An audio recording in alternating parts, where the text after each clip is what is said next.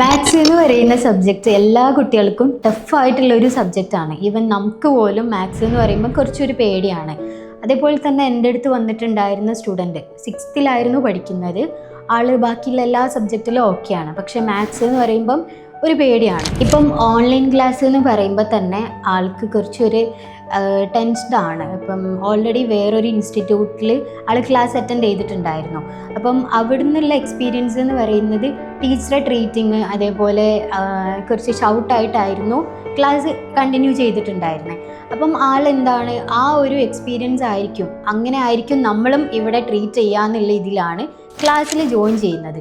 First day തന്നെ ഭയങ്കര സ്മാർട്ടാണ്, കുറച്ച് ബ്രൈറ്റ് ആണെന്നും പറയാം. പക്ഷെ മാത്സിൽ മാത്രം കുറച്ചൊരു വീക്കാണെന്നേ ഉള്ളൂ. മാത്സ് എങ്ങനെ ചെയ്യണം, എങ്ങനെ സോൾവ് ചെയ്യണം എന്നാണ് ആൾക്കറിയാത്തത്.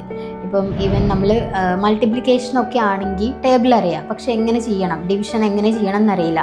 എൻ്റെ അടുത്ത് പറഞ്ഞിട്ടുണ്ടായിരുന്ന ഒരു കാര്യം എന്ന് വെച്ചാൽ, ഇപ്പം സ്കൂളിൽ നിന്നൊക്കെ ഹോംവർക്ക് കൊടുക്കുന്നത് വേറൊരു കുട്ടി മറ്റുള്ളവരിൽ നിന്ന് കോപ്പി ചെയ്തിട്ടാണ് എഴുതിയിട്ടുണ്ടായിരുന്നത്.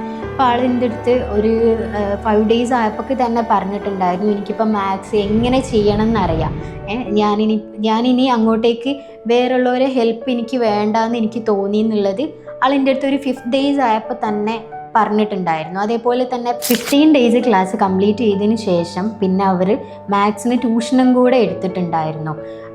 6th, ഇപ്പം ഒരു 6th സ്റ്റാൻഡേർഡ് സ്റ്റുഡൻറ്റിൻ്റെ ആ ഒരു ലെവലിലേക്ക് നമ്മൾ 15th ക്ലാസ്സോടെ കൂടെ ഓക്കെ ആയിട്ടുണ്ടായിരുന്നു. ഈ സ്റ്റുഡൻറ്റിൻ്റെ കേസിൽ ക്യാപ്പബിൾ ആണ്, പക്ഷെ എങ്ങനെ മാത്സ് സോൾവ് ചെയ്യണം എന്നുള്ളത് ആൾക്കറിയില്ല.